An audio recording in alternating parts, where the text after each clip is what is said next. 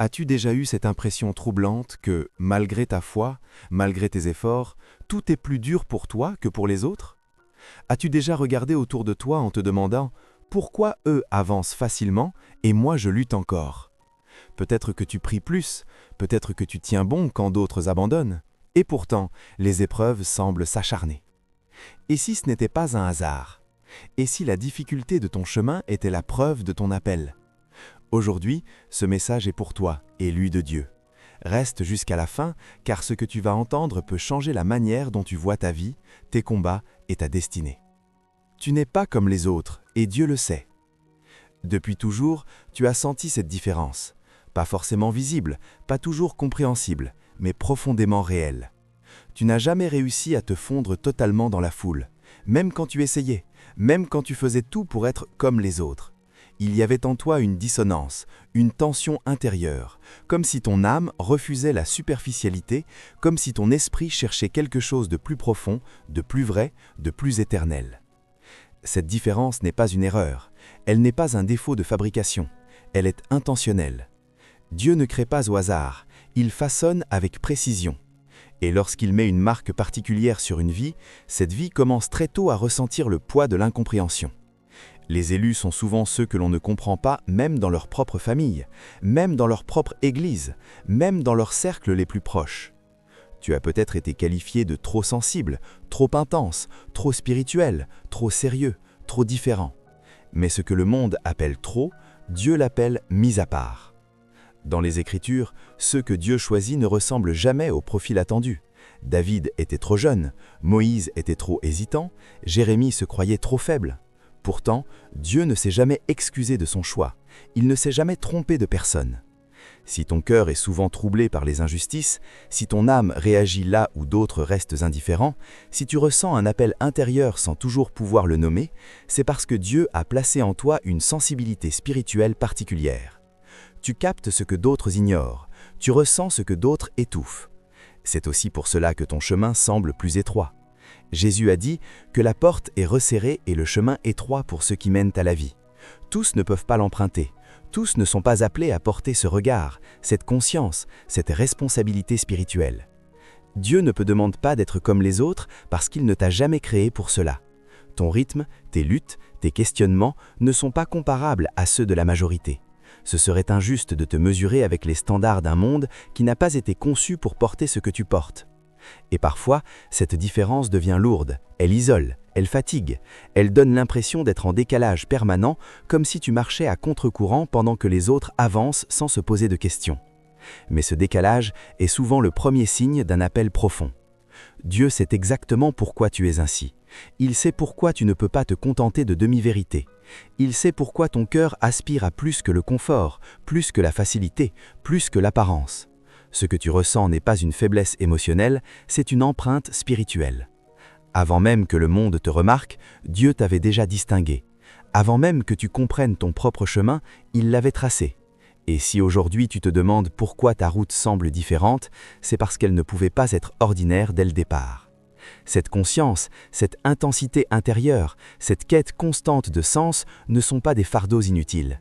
Elles sont les premiers signes d'une vie mise à part, d'un chemin qui ne peut pas être banal, d'un appel qui commence toujours par une séparation intérieure. L'élection attire l'opposition. Il y a une réalité spirituelle que beaucoup préfèrent ignorer. Le choix de Dieu ne passe jamais inaperçu.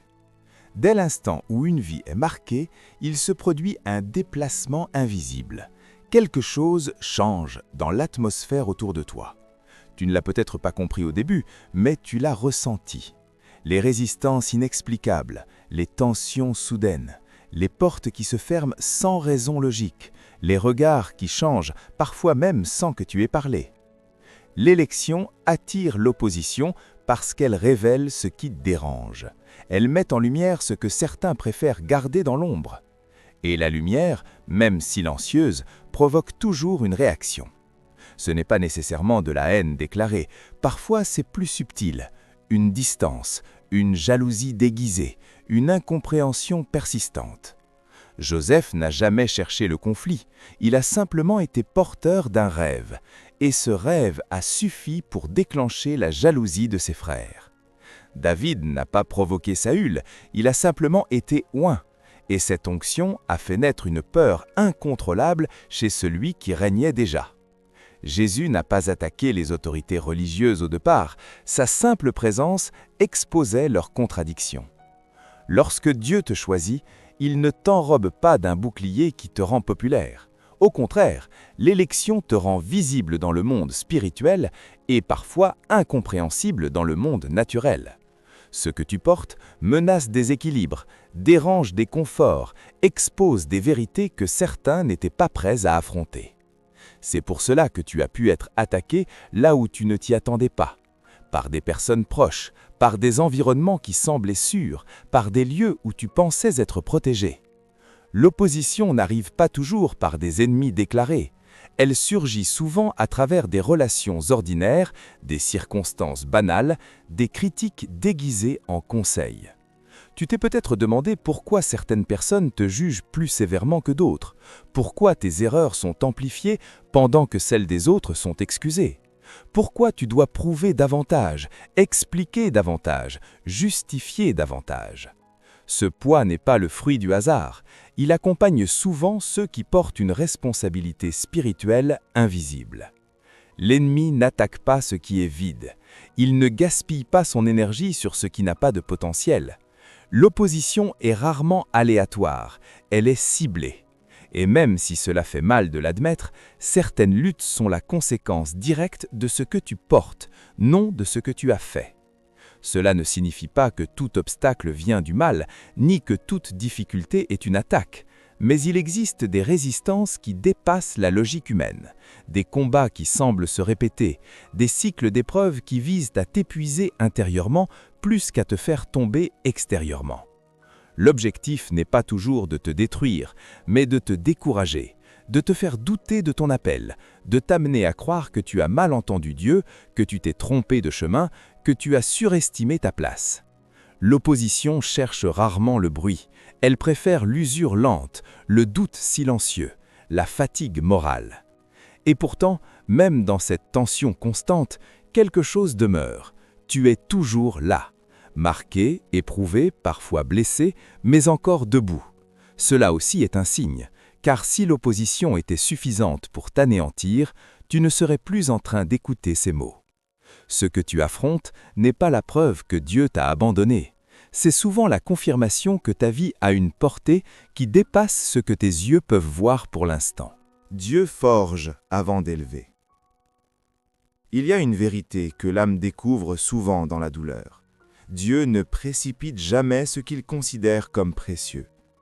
Ce qu'il destine à être élevé passe d'abord par un processus invisible, lent, parfois inconfortable, souvent incompris. L'élévation attire les regards, mais la formation se fait toujours dans le secret. Tu aurais peut-être voulu que tout aille plus vite, que les promesses s'accomplissent sans délai, que les portes s'ouvrent dès que tu fais un pas de foi.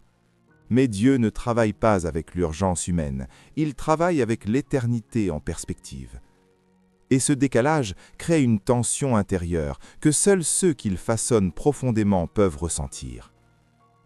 Forger, ce n'est pas polir. Forger, c'est chauffer, frapper, recommencer. C'est soumettre la matière à une pression suffisante pour qu'elle change de nature sans perdre son essence. Lorsque Dieu forge une vie, il ne se contente pas d'améliorer ce qui existe déjà, il transforme la structure intérieure, les réactions, les motivations, la manière de porter le poids. Ce processus touche souvent des zones que tu n'avais pas prévues. Le caractère avant les compétences, la patience avant l'influence, l'humilité avant la reconnaissance. Dieu ne te prépare pas seulement à faire quelque chose, il te prépare à être quelqu'un.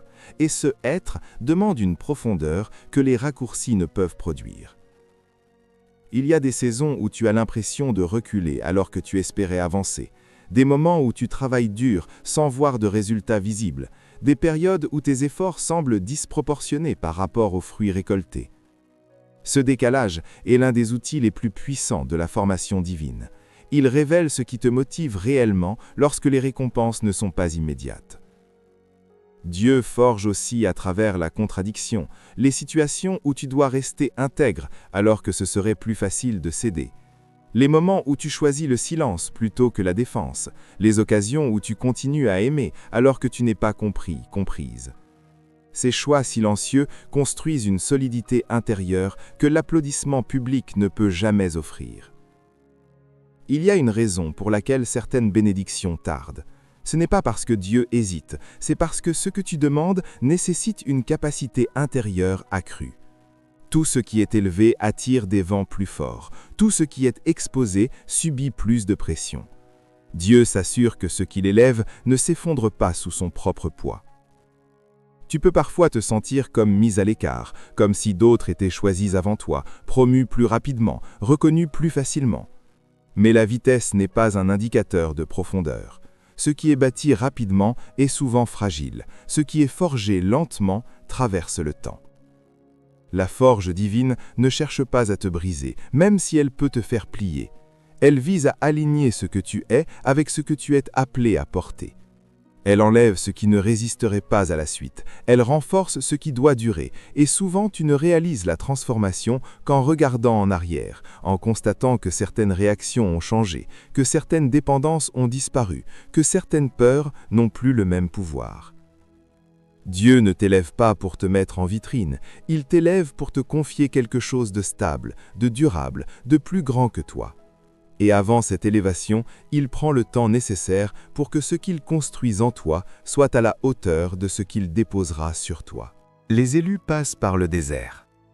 Il existe des saisons où tout devient silencieux, pas forcément bruyant dans la souffrance, mais étrangement vide. Les repères disparaissent, les certitudes s'effritent. Ce qui te portait avant ne suffit plus. Tu avances, mais sans la sensation de progrès. Tu pries, mais sans la même consolation. C'est souvent là que commence le désert. Le désert n'est pas un lieu géographique, c'est un état intérieur, un espace où Dieu enlève ce qui distrait pour révéler ce qui demeure. Rien n'y est superflu, chaque pas y coûte plus d'énergie, chaque décision y pèse davantage. Et pourtant, c'est dans cet environnement austère que les élus apprennent à entendre une voix plus subtile. Dans le désert, Dieu ne nourrit pas l'ego, il nourrit la dépendance. Ce que tu ne peux plus produire par toi-même, il l'enseigne autrement. Les soutiens humains deviennent rares, les encouragements se font discrets, les solutions évidentes disparaissent. Non pas pour te punir, mais pour te décentrer de tout ce qui n'est pas essentiel. Beaucoup confondent le désert avec l'abandon, mais l'absence de confort n'est pas l'absence de Dieu. Au contraire, le désert est souvent l'endroit où sa présence devient plus précise, plus directe, moins diluée par le bruit. C'est là que les motivations sont exposées. Servais-tu Dieu pour ce qu'il donne ou pour ce qu'il est? Les élus passent par le désert parce qu'ils doivent apprendre à marcher sans béquilles. La foi qui repose sur des émotions constantes ou des signes visibles ne résiste pas longtemps aux responsabilités futures.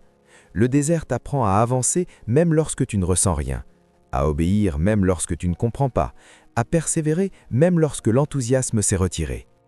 C'est aussi dans le désert que les attachements sont révélés. Certaines choses que tu pensais secondaires se montrent essentielles, d'autres que tu croyais indispensables tombent d'elles-mêmes. Le désert trie, il simplifie, il dépouille.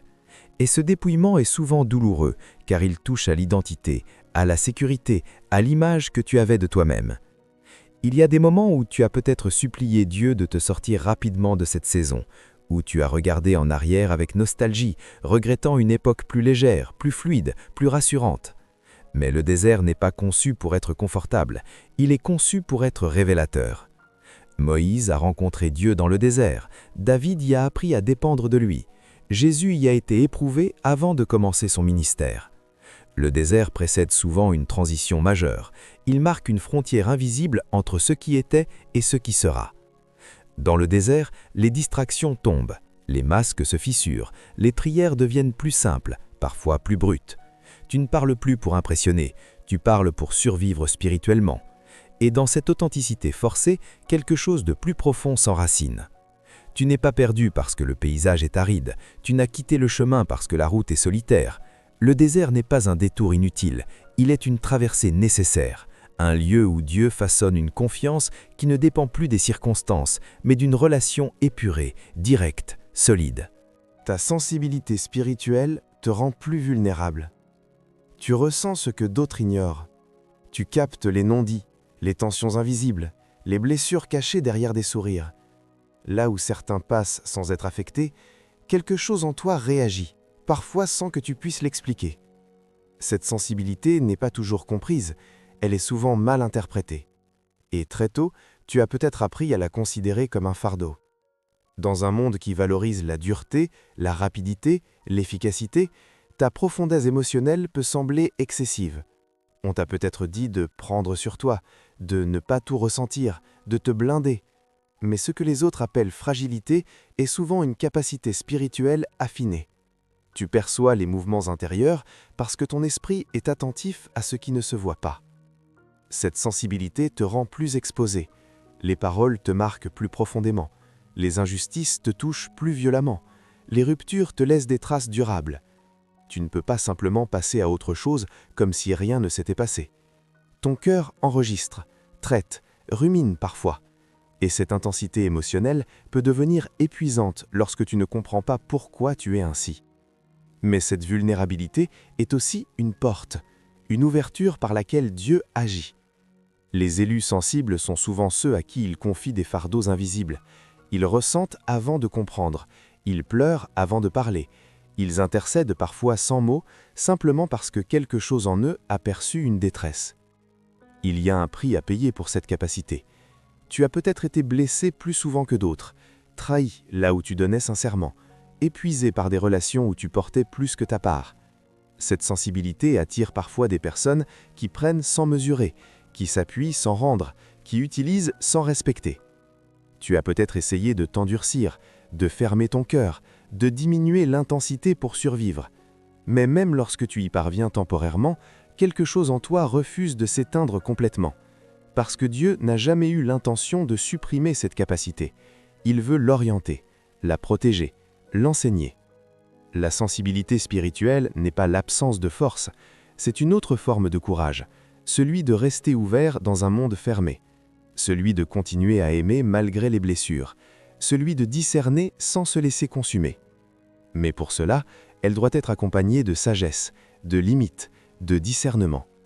Dieu apprend progressivement à ses élus sensibles à ne pas tout porter seuls, à distinguer ce qui leur appartient de ce qui ne leur appartient pas, à écouter sans s'absorber, à compatir sans se perdre.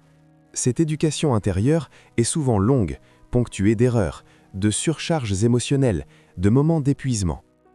Si tu te reconnais dans cette sensibilité, sache qu'elle n'est pas accidentelle. Elle fait partie de ton appel. Elle te permet de toucher des cœurs là où les discours échouent. Elle te rend capable d'une compassion authentique, non théorique. Elle t'expose davantage, oui, mais elle te rend aussi capable de porter une lumière douce dans des lieux où la dureté ne guérit rien. Ce que tu ressens intensément aujourd'hui est en train d'être façonné pour devenir un instrument précis demain.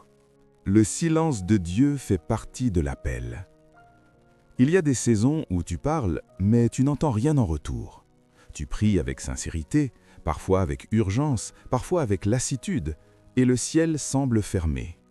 Pas de réponse claire, pas de direction précise, juste un silence épais, déroutant, presque inconfortable. Ce silence peut être plus difficile à supporter que la souffrance elle-même, parce qu'il laisse place aux questions. Tu te demandes si tu as mal fait, si tu as raté un signal, si Dieu s'est éloigné. Le silence provoque le doute, parce qu'il enlève les repères habituels. Il t'oblige à avancer sans confirmation immédiate. Et pour un cœur sensible, pour une âme engagée, cette absence de réponse peut devenir une épreuve intérieure profonde. Mais le silence de Dieu n'est jamais vide. Il est chargé d'intention. Il est souvent le langage qu'il utilise lorsque les mots seraient insuffisants ou prématurés. Tout comme un parent observe avant d'intervenir, Dieu laisse parfois l'espace nécessaire pour que quelque chose mûrisse en toi. Dans le silence, tes motivations sont mises à nu. Lorsque Dieu parle clairement, il est plus facile d'obéir. Lorsque tout est clair, la foi se repose sur l'évidence. Mais lorsque le ciel se tait, la foi devient un choix quotidien. Continuer à croire sans être rassuré. Continuer à marcher sans être guidé à chaque pas. Ce silence t'apprend à reconnaître la voix de Dieu autrement. Non plus seulement dans les paroles audibles, mais dans les convictions profondes, les mouvements intérieurs, les résistances inexplicables. Il affine ton discernement. Il t'oblige à ralentir, à écouter plus attentivement ce qui se passe en toi plutôt qu'autour de toi. Il y a aussi dans ce silence une invitation à la maturité. Dieu ne répète pas toujours ce qu'il a déjà dit. Il ne confirme pas sans cesse ce qu'il a déjà révélé. Parfois, il se tait pour voir si tu marches encore sur la base de ce que tu as reçu auparavant, ou si tu dépends constamment de nouvelles paroles pour avancer. Tu as peut-être remarqué que ce silence arrive souvent après une révélation, une promesse, un appel clair, comme si Dieu te laissait l'espace de t'approprier ce qu'il a semé, sans te porter à chaque étape. Ce n'est pas un retrait, c'est un transfert de responsabilité spirituelle. Le silence de Dieu expose aussi tes peurs les plus profondes. La peur de te tromper, la peur d'être seul, la peur de t'engager sans garantie. Et c'est précisément là que la relation change de niveau. Lorsque tu choisis de lui faire confiance, même lorsque tu n'entends rien, ta foi cesse d'être conditionnelle. Dans ces saisons, tu peux avoir l'impression que rien ne bouge, mais intérieurement, quelque chose se stabilise. Une foi moins dépendante des sensations, une confiance moins fragile, une obéissance plus enracinée. Le silence construit une profondeur que les paroles seules ne peuvent produire. Si Dieu se tait aujourd'hui, ce n'est pas pour t'abandonner. C'est souvent parce qu'il travaille à un niveau plus profond que celui des réponses immédiates. Et même lorsque tu n'entends rien, sa présence n'a jamais quitté le chemin. Les attaques sont proportionnelles à la mission. Il y a des combats qui ne correspondent pas à ce que tu vis extérieurement. Tu regardes ta situation et tu te demandes pourquoi la pression est si forte, pourquoi les résistances sont si persistantes, pourquoi les obstacles semblent surgir précisément au moment où tu essaies d'avancer. Tout paraît démesuré, presque injustifié. Et pourtant, dans le monde spirituel, rien n'est excessif sans raison. Les attaques ne mesurent pas ton présent, elles ciblent ton futur. Elles ne réagissent pas à ce que tu fais aujourd'hui, mais à ce que tu pourrais devenir demain. Ce que tu vis maintenant est souvent une tentative d'interrompre une trajectoire avant qu'elle ne prenne pleinement forme. L'ennemi n'attend pas que la mission soit visible pour agir, il agit dès qu'elle est discernable. Tu as peut-être traversé des luttes intérieures intenses, sans cause apparente, des découragements soudains, des pensées répétitives qui minent la confiance, une fatigue qui dépasse l'effort fourni. Ces attaques ne cherchent pas toujours à provoquer un effondrement spectaculaire. Elles visent plus souvent l'érosion lente, l'usure progressive, l'abandon silencieux. Plus la mission est porteuse de lumière, plus elle dérange ce qui prospère dans l'ombre. Plus ton appel touche à la guérison, à la vérité, à la restauration, plus les résistances se manifestent subtilement. L'attaque peut prendre la forme d'une distraction constante, d'un retard répété, d'un sentiment d'illégitimité qui s'installe sans prévenir. Il arrive que tu sois confronté à des critiques injustes, à des accusations infondées, à des malentendus persistants. Tu peux faire les bons choix et récolter des conséquences disproportionnées. Ce décalage est l'un des signes que le combat dépasse le cadre humain. La logique naturelle ne suffit plus à expliquer ce que tu traverses. Les attaques ciblent souvent les points sensibles, tes blessures passées, tes failles émotionnelles, tes moments de solitude. Elles exploitent ce qui n'a pas encore été pleinement guéri, non pour te condamner, mais pour te faire croire que tu n'es pas qualifié, pas prêt, pas à la hauteur. Le doute devient alors une arme plus efficace que la peur. Il est important de comprendre que ces attaques ne définissent pas ton identité. Elles révèlent l'importance de ta mission, mais elles ne doivent pas devenir ton centre. Se focaliser uniquement sur le combat peut détourner ton regard de ce qui est en train de se construire malgré la pression. Dieu permet certaines attaques non pour t'exposer, mais pour t'entraîner. Elles développent une vigilance spirituelle. Elles t'apprennent à discerner plus rapidement ce qui ne vient pas de lui. Elles affinent ta capacité à résister sans te durcir, à rester ancré sans devenir rigide. Il y a des saisons où tu dois apprendre à te battre autrement. Pas par la force, mais par la persévérance. Pas par la réaction immédiate, mais par la stabilité intérieure. Les attaques ne cessent pas toujours rapidement, mais leur impact diminue lorsque ta fondation devient plus profonde. Si la pression est forte, ce n'est pas parce que tu es faible, c'est souvent parce que ce que tu portes a une portée qui dépasse largement le cadre de ta vie personnelle. Et même lorsque les attaques se multiplient, elles ne peuvent pas annuler ce que Dieu a déjà inscrit dans ton appel. Dieu te prépare à porter plus que toi. Il y a un poids que tu ressens sans toujours pouvoir le nommer. Une responsabilité intérieure qui ne correspond pas uniquement à ta propre vie. Comme si ton existence était reliée à quelque chose de plus vaste, de plus large, de plus collectif. Tu avances, mais tu sais, au fond de toi, que ton chemin ne s'arrête pas à ton confort personnel, ni à tes besoins immédiats. Dieu ne prépare pas ses élus uniquement pour eux-mêmes. Lorsqu'il façonne une vie, c'est souvent en vue de ce qu'elle devra soutenir, contenir, protéger ou transmettre. Porter plus que soi demande une capacité intérieure que peu sont prêts à développer. Cela exige une solidité émotionnelle, une stabilité spirituelle et une maturité qui ne s'improvise pas. Tu as peut-être remarqué que très tôt, des personnes se sont confiées à toi. Elles ont déposé leurs histoires, leurs douleurs, leurs questions, parfois sans que tu leur demandes quoi que ce soit. Tu es devenu, presque malgré toi, un point d'appui, un espace sûr, une présence rassurante. Ce rôle implicite peut être lourd à porter, surtout lorsque toi-même tu aurais eu besoin de soutien. Porter plus que soi, c'est souvent apprendre à avancer tout en tenant compte des autres. Cela peut créer une tension constante entre ce que tu ressens et ce que tu choisis de faire. Tu dois parfois mettre de côté ton propre épuisement pour rester disponible, non par obligation, mais parce que quelque chose en toi répond à ce besoin. Dieu travaille alors sur ta capacité à porter sans te perdre, à accueillir sans absorber, à donner sans t'épuiser entièrement. Cette préparation est délicate, car elle touche à l'équilibre. Trop donner sans sagesse mène à l'épuisement, trop se protéger mène à l'isolement. Dieu ajuste progressivement les limites intérieures pour que le port du fardeau soit soutenable. Il y a des saisons où tu te sens surchargé, comme si trop de choses reposaient sur toi en même temps. Les attentes, les responsabilités, les appels silencieux. Tu peux avoir l'impression que ta vie est constamment sollicitée, même lorsque tu cherches le repos. Ce sentiment n'est pas toujours le signe d'un déséquilibre, mais d'un apprentissage en cours. Dieu t'enseigne à distinguer ce que tu dois porter de ce que tu dois confier. Tout ne t'appartient pas, tout n'est pas de ta responsabilité. Mais ce qui t'est confié est souvent plus grand que toi, précisément pour t'apprendre à dépendre davantage de lui. Porter plus que soi n'est possible que lorsque l'on accepte de ne pas porter seul.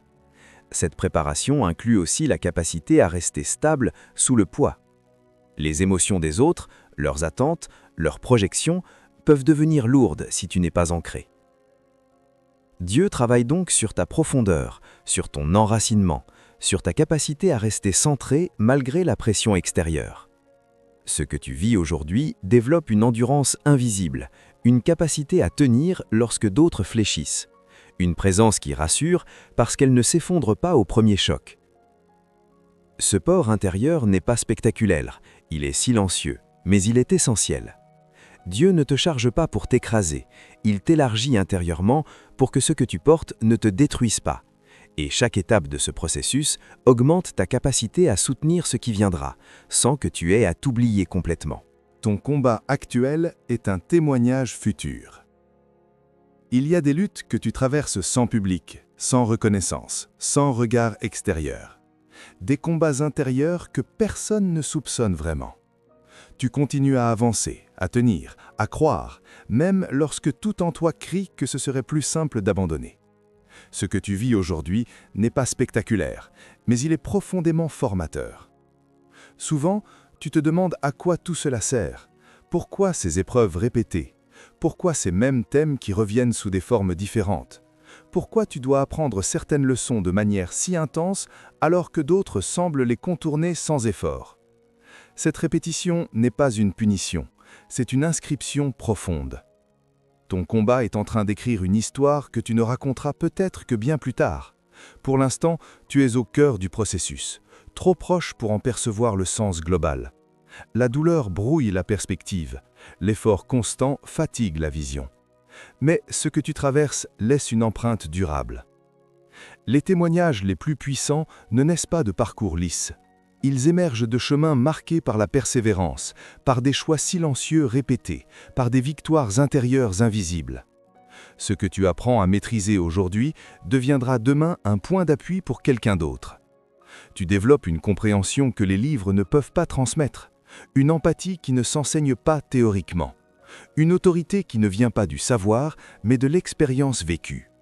Lorsque tu parles un jour de ce que tu as traversé, tes mots porteront un poids réel, parce qu'ils auront été forgés dans la réalité.